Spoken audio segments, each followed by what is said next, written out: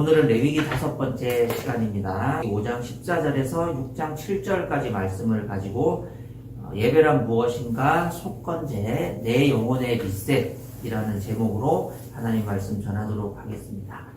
영상을 찾다 보니까 어떤 유튜브 썸네일에 수면유도 오디오북 톨스토이의 부활이라고 써있더라고요. 틀린 말은 아니죠.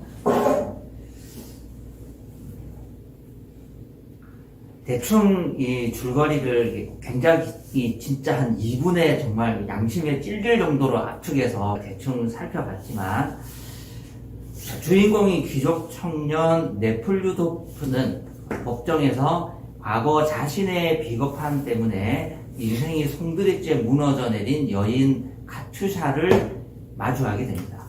배심원 자격으로 법정에 참석했다가 피고인으로 끌려온 그녀의 인생이 이렇게까지 나락으로 가버린 것은 젊은 시절 자신이 그녀에게 했던 못된 짓 때문이라는 양심의 가책을 뼈저리게 느낍니다. 그래서 자신의 모든 기득권을 내려놓고 유배지였던 시베리아까지 그녀와 동행하는 길을 택합니다. 그런데 놀라운 것은 그 힘겨운 여정 속에서 네플류도프가 비로소 평생을 짓눌러온 죄책감의 감옥에서 벗어나서 다시금 숨쉬기 시작했다. 그의 정신과 영혼이 비로소 시베리아에서 부활했다. 그래서 이 소설의 제목이 부활입니다. 잠이 오지 않을 때 추천해드립니다. 우리는 일상을 살아가면서 알게 모르게 타인의 마음에 상처를 입히고 하나님과의 관계에도 보이지 않는 벽을 치고 사람에게도 손해를 끼치고 하나님에게도 손해를 끼치면서 살아갑니다. 그리고 그 마음의 짐들이 우리 인생에 쌓이기 시작하면 영혼의 호흡을 가로막을 때가 있습니다. 어떻게든 이 무거운 짐을 벗고 싶고 인생의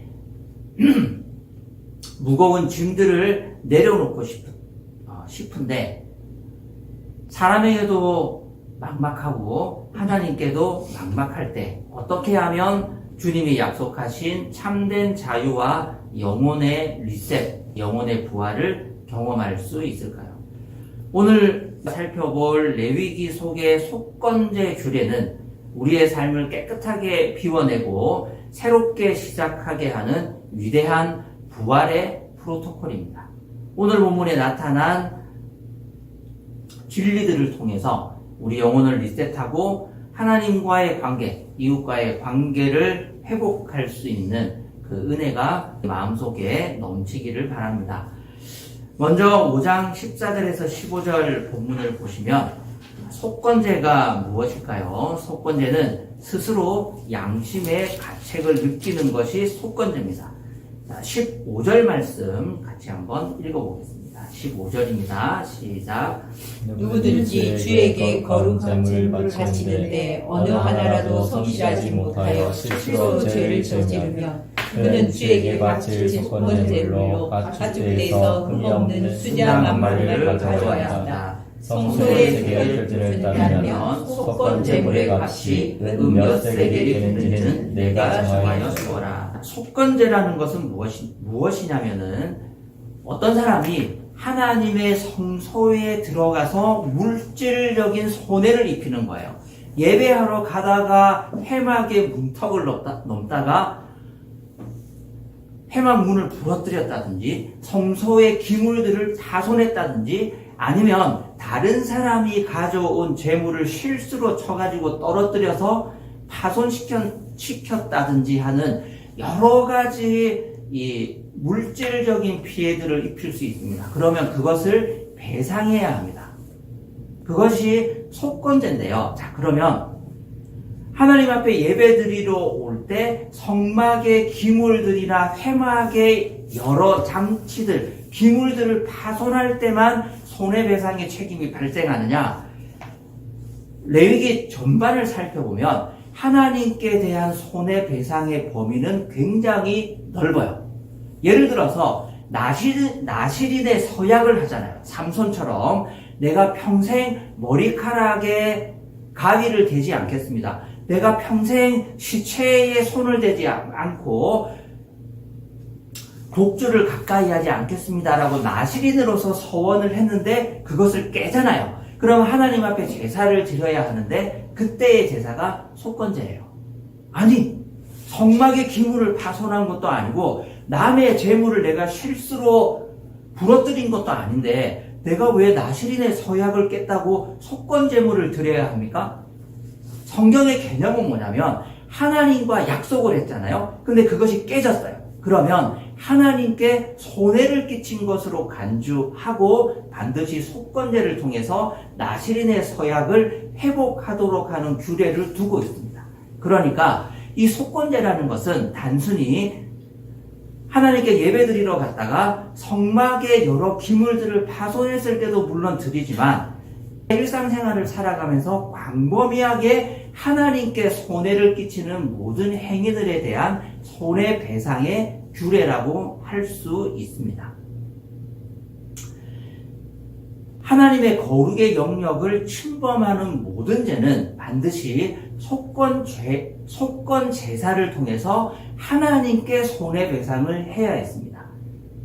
속건 제물은 어떤 제물로 하나님 앞에 제사를 드립니까? 순양 한 마리를 가져와야 하죠. 이 순양의 가치는 모세가 정해주는데요. 성소의 세겔 표준을 따르면 속건 제물의 값이 몇 세겔이 되는지를 정해주게 되어 있어요. 그러면 이 순양 한 마리의 가격을 현대로 환산하면 얼마쯤 될까요? 조선시대 양 한 마리 가격도 모르는데 어떻게 3000년 전 순양 가격을 알 수 있겠습니까? 정확한 가격은 특정할 수 없지만 최대한 추정을 해보면 여기 몇 세겔이 되는지를 정해주라고 그랬잖아요. 그러니까 몇 세겔, 그러니까 최소한 한 세겔 이상이잖아요. 그러면 한 세겔은 그 당시 노동자의 한 달 품삯이거든요. 그럼 이걸 현대 단위로 환산해 보는 겁니다. 우리가 대충 300만 원을 월급으로 받는다고 치면 한 세겔이면은 얼마? 300만 원. 2세겔이면 600만 원. 비싸죠. 순양 한 마리의 가격이 비싸요. 최소 300만 원에서 여기 몇 세겔이 되는지 이게 복수형이기 때문에 학자들은 최소 2세겔 이상일 것으로 추산합니다. 그럼 600만 원이에요. 하나님 앞에 손해배상을 끼치면 손해배상을 하려고 하면 일단 재물의 값은 600만 원이에요. 그리고 그것만 있습니까? 손해배상을 해야 되잖아요. 근데 그것이 원금의 20%를 덧붙여서 120%를 갚아야 돼요. 내가 회막문을 실수로 찢었습니다. 그게 1000만 원이에요. 그럼 얼마 갚아야 됩니까? 1200만 원 손해배상해야 됩니다. 1200만 원을 제사장에게 가져와서 손해배상을 하고 재물은 재물대로 600만 원 가져와서 또 손해배상하는 겁니다. 속건제는요 굉장히 셉니다. 손해배상은 하나님께서 철저하게 순양 한 마리만 딱 가져와서 처리하도록 되어 있습니다. 앞서 속죄제는 어땠습니까? 양 없으면 염소, 염소 없으면 비둘기, 비둘기 없으면 곡식 가루로도 속죄제는 드릴 수 있었어요. 근데 속건제는 예배 규정이 없습니다. 반드시 순양 한 마리를 가져오고 손에 끼친 금액의 120%를 배상하는 것 외에는 예외 규정 없음. 이것이 최종 판결입니다. 왜 이렇게 하나님께서 속건제에 대해서는 엄격한 규정을 설정해 놓으셨을까요? 남의 손해에 대해서 얼렁뚱땅 넘어갈 수 없기 때문입니다. 손해를 누가 입었습니까? 내가 입은 게 아니에요. 죄는 누가 죄를 짓죠? 내가 죄를 짓는 거잖아요. 물론 내가 범죄해서 타인에게도 손해를 끼치기도 하지만 본질적으로 속죄는 내 영혼의 죄를 짓는 거예요. 근데 속건제는 그게 아니에요. 내 재산은 멀쩡합니다. 내 신체는 멀쩡해요. 대신에 성소의 기물이 파손되거나 이웃의 재산이 실질적인 감가상각을 당하는 남이 입은 손해예요. 근데 그것을 대충 퉁치고 넘어갈 수 있습니까? 미안한데, 내가 미안한 마음은 진심인데, 내가 돈이 없으니까 깎자. 그렇게 안 된다는 거예요. 그것이 하나님께서 정하신 단 하나의 속건제의 룰입니다. 아니, 남에게 손해를 끼쳤는데, 그것을 120%로 갚아줘야지. 돈 없다고 넘어가고. 그렇게는 할 수 없다는 거예요. 그렇기 때문에 하나님 앞에 속건 재물을 가지고 예배를 속건 제사를 드릴 때도 가난해서 300만원짜리 600만원짜리 순양을 가지고 올 수 없으니까 염소나 비둘기나 곡식가루를 대체하겠습니다. 절대로 안 된다. 반드시 수장을 가지고 와서 속건 제사를 드려야 한다고 명시하고 있습니다.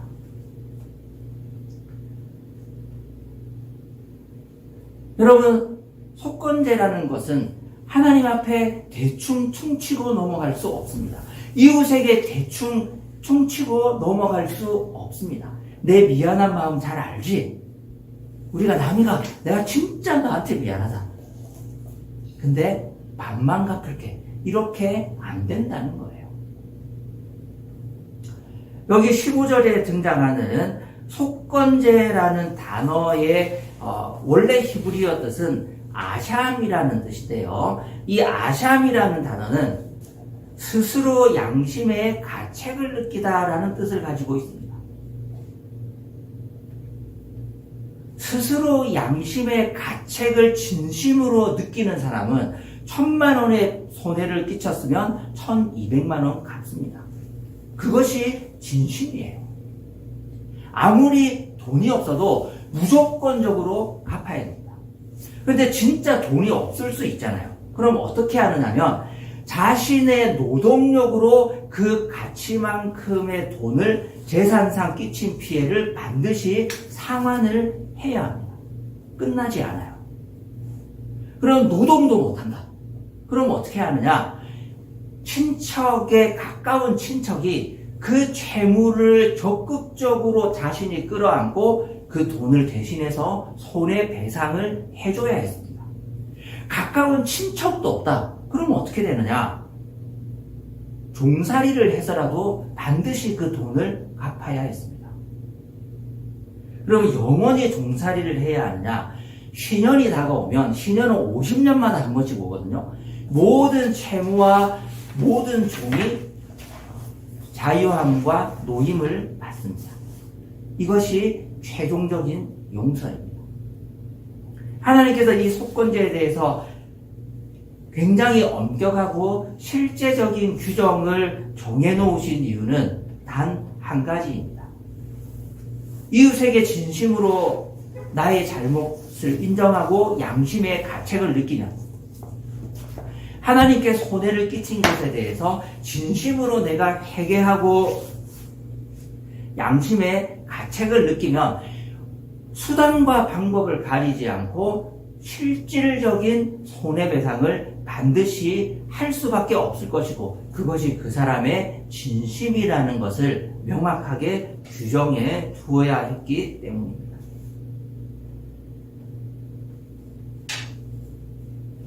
그렇다면 5장 16절에서 19절 단락을 보면 내가 정말 아샴했다. 양심의 가책을 느끼고 있다. 내가 정말로 이웃에게 잘못했던 것, 하나님께 손해를 끼친 것에 대해서 배상하고 싶다는 그 양심의 증거가 무엇이냐? 그것이 120%의 배상인데요. 16절 말씀을 보시면 거룩한 재물을 소홀히 다루었으므로 그것을 보상하여야 한다. 그러려면 그는 자기가 바쳐야 할 것에 5분의 1을 보태어 그것을 제사장에게로 가져가야 한다. 제사장이 속건제물인 순양에 해당하는 벌금을 받고서 그의 죄를 속하여 주면 그는 용서를 받습니다. 꼭 이렇게 해야 될까요?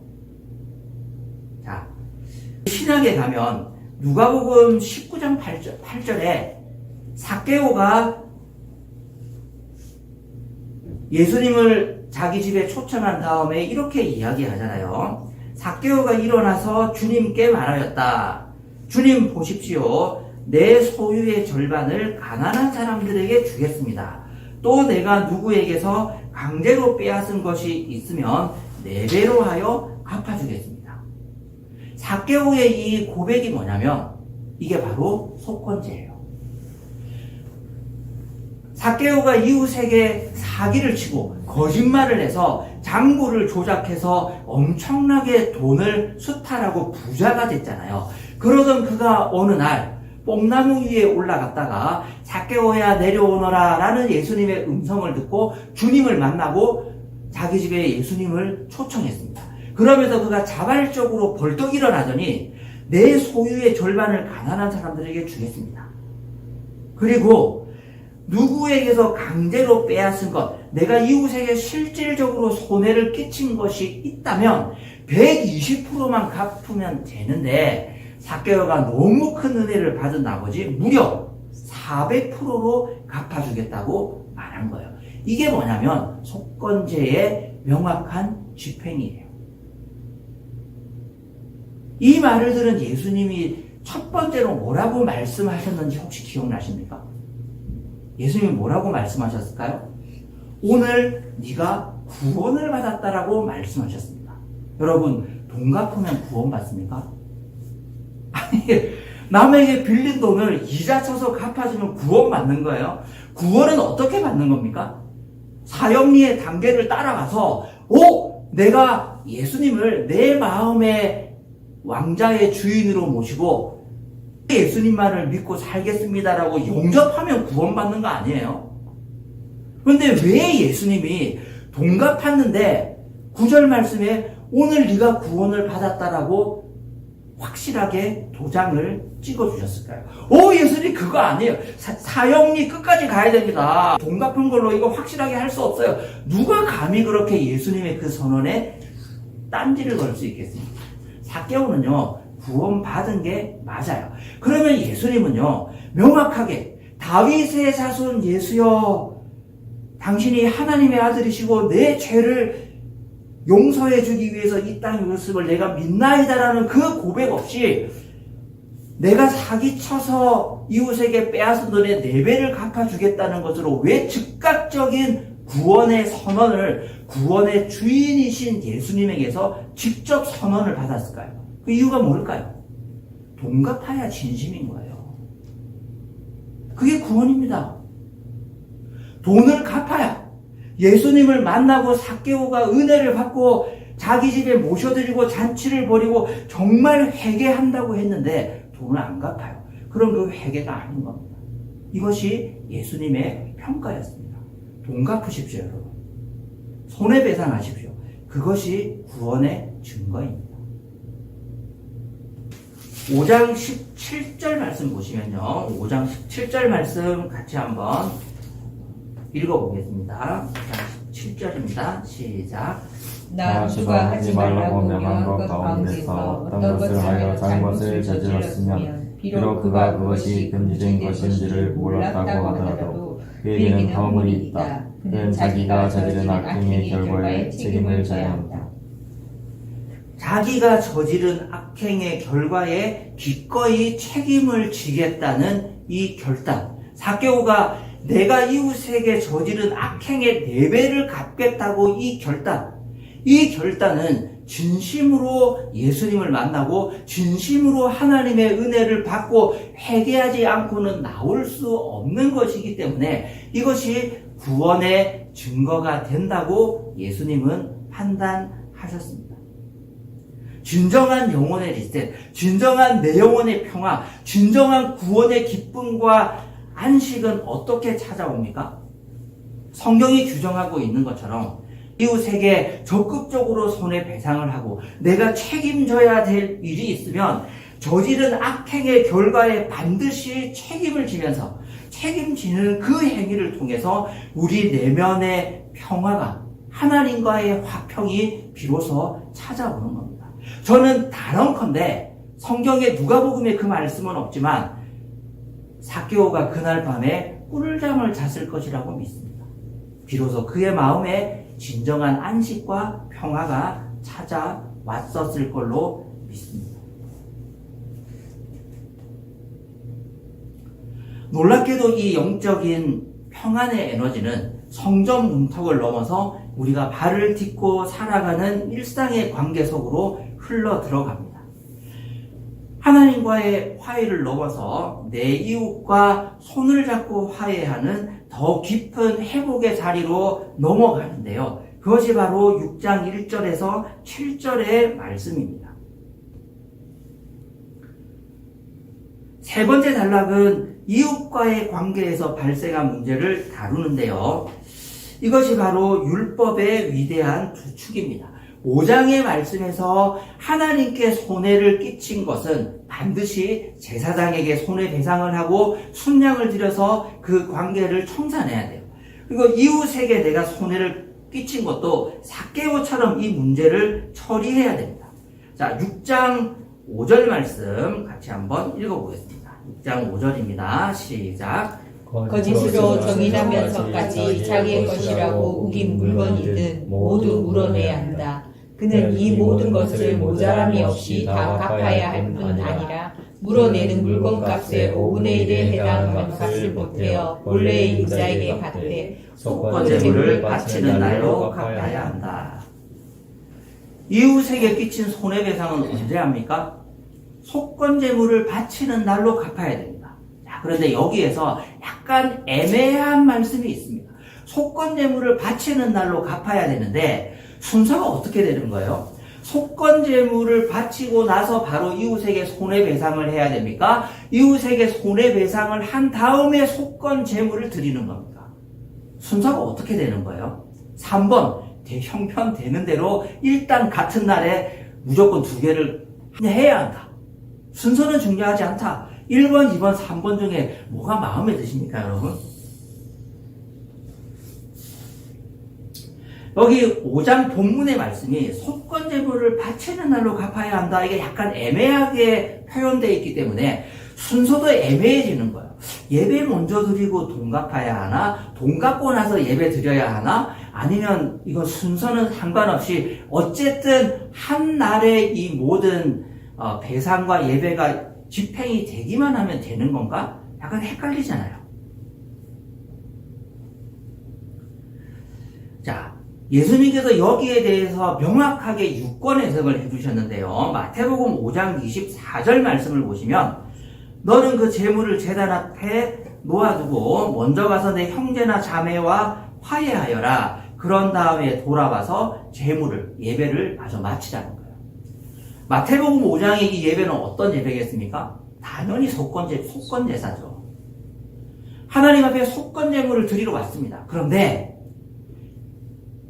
이웃에게 손해를 끼쳤던 것이 생각난 거예요. 그러면 그 예배를 중단하고 이웃에게 가서 손해배상을 먼저 하고 나 120% 갚았다. 영수증 써줘. 영수증 써줍니다. 그러면 그 영수증을 들고 와서 제사장에게 저 이거 해결했습니다. 그러면 그 제사가 계속해서 집행될 수 있다는 그 6권 해석을 예수님이 명확하게 해주신 거예요. 이웃에게 손해 끼친 것을 120%로 손해배상하지 않고 하나님 앞에 먼저 예배하러 갈 수는 없습니다. 반드시 이웃과의 이 문제를, 이 트러블을 먼저 해결해야 돼요. 그런 다음에 당일에 속건 제사, 순양 한 마리를 가지고 와서 하나님 앞에 예배 드릴 수 있습니다. 자, 여러분 이 규정을 우리가 접했을 때 이게 부담스럽습니까? 아니면 좀 받아들이기 편하십니까? 이게 굉장히 부담스러운 겁니다. 이웃에게 120%의 실질적인 손해배상을 하는 것도 부담스러워요. 1차로 그게 힘들어요. 왜냐하면 우리가 살다 보면 불편한 사람들 많이 있잖아요. 관계가 맺혀 있는 사람들이 많이 있습니다. 화해를 하지 못한 사람, 내가 일방적으로 손해를 끼쳤는데 사과도 하지 못했고 용서도 받지 못했고 더욱이 손해배상조차도 하지 못한 여러 사건, 사고들이 인생을 살다 보면 쌓여 있어요. 없는 것 같습니까? 나는 모르는데 그 사람은 상처받았을 수 있어요. 지금 마태복음 5장 24절에 이 사람도 그런 사람이잖아요. 명확하게 내가 교통사고를 낸 게 아니에요. 잘 몰랐습니다. 그런데 예배 드리러 갔는데 아차, 내가 그거 안 한 것 같은데. 그래서 예배를 중단하고 그 문제를 먼저 처리하고 와야 될 만큼 우리가 잊고 사는 인간관계의 불편함들, 내가 끼친 손해, 내가 저지른 잘못, 해결되지 않은 사건, 사고는 굉장히 많이 있습니다. 그러니까 불편한 거예요. 그러니까 우리가 어떤 죄책감이 드느냐면, 우리가 하나님을 예배하러 왔잖아요. 근데 마음속에 늘 뭐가 있어요? 나처럼 이렇게 살아서 예배해도 되나? 이렇게 많은 인간관계의 파괴들을 겪고 있는데 내가 하나님 앞에 예배드릴 자격이 있을까? 그런 죄책감이 들기 시작하는 거예요. 이 순서는 왜 정해놓으신 걸까요? 우리가 이것을 잘 묵상해야 됩니다. 너 꼬여있는 관계 있지? 너 용서 안 한 사람 있지? 용서 받지 못한 사람 있지? 사실 이게 더 어려운 거 아닙니까? 속건제 규례에 따라서 120%를 배상하러 갔어요. 내가 잘못했습니다. 내가 뒤늦게라도 이걸 갚으니까 용서해 주십시오. 영수증 한 장 써주시면 제가 하나님 앞에 속건제사 드리러 가겠습니다라고 했는데 이 사람이 용서를 안 해주네? 그럴 수도 있잖아요. 나는 사과하고 싶은 진심으로 가서 미안하다고 얘기를 했는데 이 사람의 마음의 응어리가 안 풀렸어요. 너하고 나하고 이제 납니다. 이 돈 필요 없다. 더러운 돈 1200만 원 가지고 가라. 그럴 수 있잖아요. 그럼 나는 속건제사 못 드리는 겁니까? 이거 어떻게 풀어야 될까요? 성경에는요, 그런 사례가 나오지는 않습니다. 삭개오가 이웃에게 4배나 갚겠습니다라고 선언을 했는데 실제로 이웃에게 4배를 줬을 때 그 이웃이 삭개오를 용서해 줬는지는 나오지는 않아요. 단 한 건도 나오지 않습니다. 그러면 어떻게 해야 됩니까? 그래서 먼저 이웃에게 용서를 구하고 손해배상을 하고 예배드리러 가라는 거예요. 이것이 이 순서의 의미입니다. 이게 무슨 순서일까요? 죄 용서는요, 사람이 해주는 게 아니고 하나님이 해주시는 거예요. 나는 나의 최선을 다해서 이웃에게 4배를 갚고 사과하고 용서를 구하고 진심으로 나를 용서해 달라고 내가 할 수 있는 최선을 다했습니다. 그런데 용서를 안 해주네? 그럼 거기까지가 끝인 거예요. 그 다음에 속건제물을 하나님 앞에 드리면서 내가 저 사람과는 화해하지 못했습니다. 내가 저 사람에게 실질적인 용서의 선언을 듣지는 못했습니다. 아니, 돈을 주려고 했는데 돈도 받지 않고 문전박대를 당했습니다. 하나님, 내가 저 이웃에게 입힌 손해를 용서해 주십시오. 그래도 된다는 거예요. 이게 이 순서의 의미입니다. 우리가 할 수 있는 최선을 다해서 관계를 풀어나가십시오. 내가 위증한 것, 내가 도적질한 것, 내가 이웃을 적극적으로 도와주지 않은 것, 그래서 손해를 끼친 모든 것, 내가 기억나는 모든 것들에 대해서 일단 용서를 구하십시오. 그런데 용서받지 못할 수 있잖아요. 그러면 최종적인 은혜와 용서는 누가 해주십니까? 우리 하나님이 나를 용서해 주시고 받아 주시는 거예요. 그래서 반드시 사람에게 먼저 찾아가고 하나님 앞에 속건 제사를 드려야 하는 겁니다. 하나님은 이 순서를 우리에게 부담을 주려고 만들어 두신 것이 아닙니다. 궁극적으로 우리의 죄를 용서하시고 궁극적으로 우리의 영혼을 리셋시켜 주셔서 우리에게 참된 자유와 은혜를 맛보게 하실 권한은 사람에게 있는 것이 아니라 하나님에게만 있고 우리 영혼을 구원할 수 있는 유일한 길이 그 속건 제사를 통해서 하나님의 성소에서만 나온다는 것을 깨닫게 하기 위해서 이 순서를 만들어 두신 겁니다. 그 누구도 완벽하게 의로운 사람은 없습니다. 누군가에게 손해를 끼치고 누군가에게 빚을 지고